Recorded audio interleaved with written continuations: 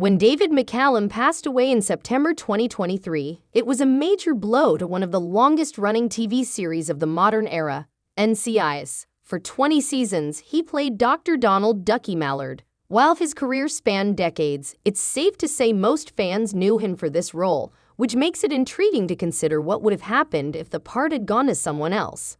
On the same day of McCallum's death, The Hollywood Reporter published an oral history of NCIS, where producers and other people who work behind the scenes discuss the ins and outs of making the show. This includes a rundown of the A-listers considered for the role of Gibbs, Mark Harmon, such as Harrison Ford, Alec Baldwin, Kevin Bacon, Patrick Swayze, and Scott Glenn. Not only did the team think Glenn would make a good Gibbs, but he was also in contention for the part of Ducky. As casting director Susan Bluestein explained, Scott Glenn was also being considered for the role of Ducky.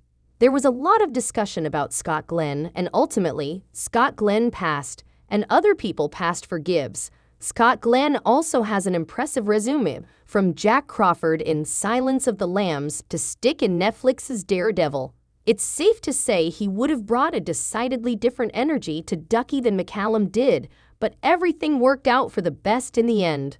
A big part of the appeal of a show like NCIS is watching characters and the actors who play them. Throughout hundreds of episodes over many years, they become a comforting force where you can be reasonably certain that the same people will be on the TV screen every week. We got that with David McCallum and Mark Harmon, but it's interesting to think about how the dynamics on the show would have changed had the team gone with different actors.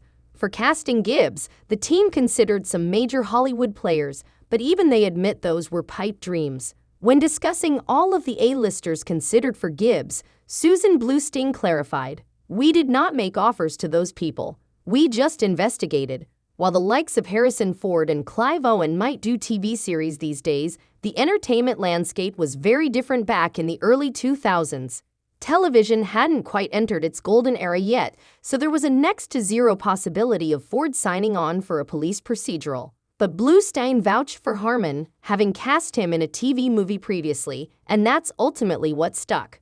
Another pie-in-the-sky casting was Jennifer Aniston as Kate Todd, as the actor's career was hot toward the end of her run on Friends. NCIS could have been a positively star-studded affair, but instead, it brought in actors who could really commit to these actors and help turn NCIS into the juggernaut it remains today.